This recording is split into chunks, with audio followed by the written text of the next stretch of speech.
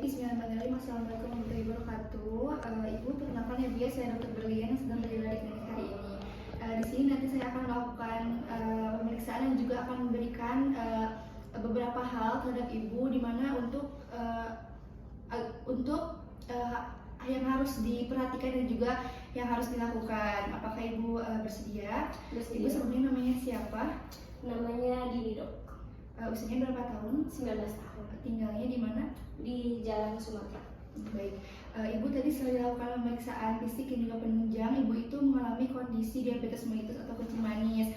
Tapi Ibu jangan dulu khawatir ya Bu ya. Di sini nanti saya akan memberikan beberapa hal yang harus dilakukan dan harus diperhatikan juga, agar tujuannya itu agar glukosa Ibu atau gula darah Ibu itu tetap stabil dan juga kondisi Ibu itu tetap baik, dan juga untuk menghindari dari berbagai komplikasi.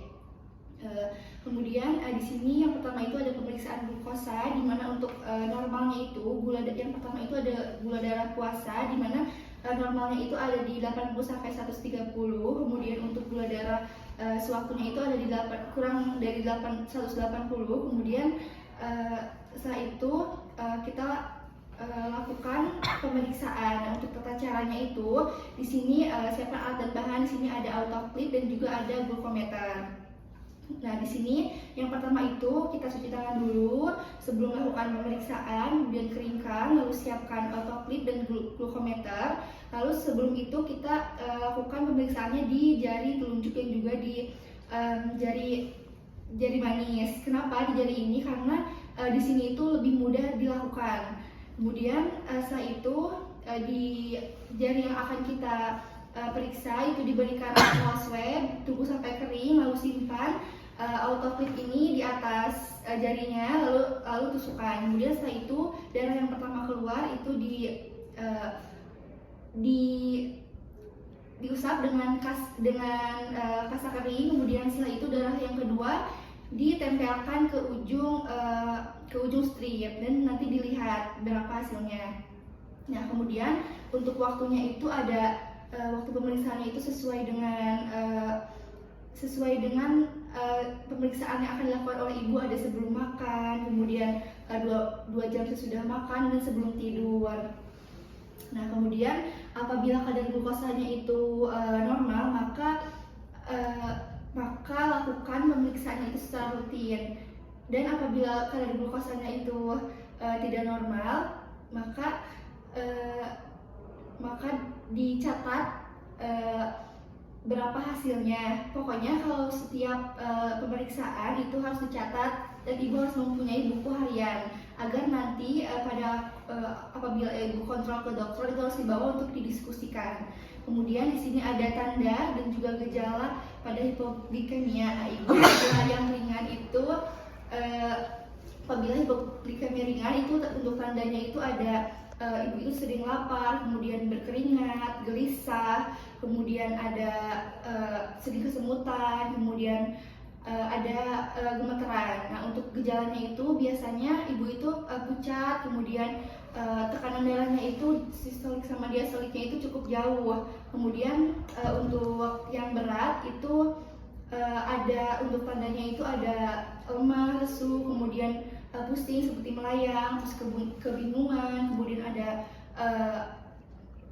penglihatannya itu kabur, dan juga gejalanya itu ada sering Ibu bisa terjadi kejang ataupun hipotermia, kedinginan, dan juga bisa terjadi koma apabila tidak ditangani dengan cepat. Nah, kemudian di sini apabila Ibu mengalami hipoglikemia ringan, Ibu yang pertama itu memakan makanan yang tinggi kadar gulanya, kemudian setelah itu hindari makanan yang berlemak. Kemudian Ibu juga bisa meminum cairan gula bisa 2-3 sendok dilarutkan. Kemudian setelah dilarutkan, setelah diminum, tunggu 1-15 menit lalu cek kembali kadar glukosa Ibu. Nah, apabila kadar glukosa Ibu itu normal, maka Ibu disarankan untuk mengonsumsi makanan-makanan yang ringan agar tidak terjadi hipoglikemia lagi. Kemudian untuk hipoglikemia berat, apabila Ibu mengonsumsi obat antidiabetik, itu Ibu harus di stop dulu penggunaannya dan langsung dibawa ke pelayanan kesehatan terdekat. Kemudian untuk untuk pencegahan hipoglikemia itu ibu itu harus memeriksa glukosanya itu secara rutin, terutama apabila ibu mengkonsumsi obat yang bergolongan sulfonylurea kemudian dan juga golongan sekrotogegis. Kemudian setelah itu ibu harus memeriksa glukosanya secara rutin ya Bu ya. Kemudian untuk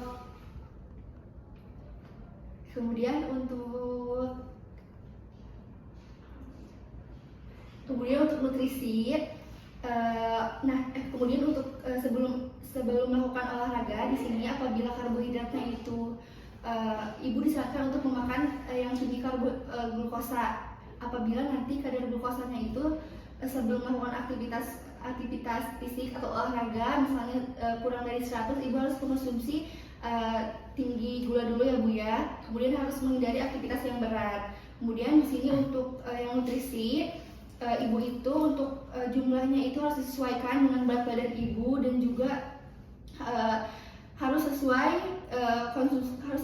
dengan piring model T, di mana di sini bisa dilihat ya Bu ya.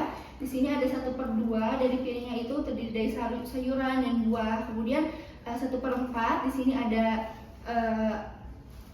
makanan yang tinggi protein seperti ikan, daging. Kemudian di sini juga ada 1/4 makan yang dipenuhi dengan biji-bijian, beras, kemudian ada gandum juga.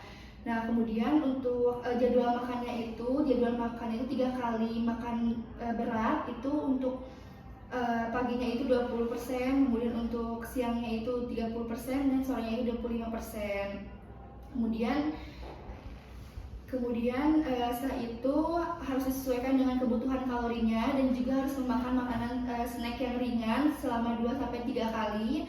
Kemudian untuk aktivitas untuk olahraganya ibu harus berolahraga setiap hari selama 150 per menit, dibagi menjadi 3 hari. Kemudian harus melakukan kekuatan itu minimal 2-3 kali per minggu. Kemudian latihan fleksibilitas, keseimbangan, dan juga ibu jangan duduk terlalu lama, nanti bisa terjadi pusing ataupun lemas. Apakah ada yang ingin ditanyakan lagi Bu? Sudah cukup. Baik, terima kasih. Assalamualaikum warahmatullahi wabarakatuh.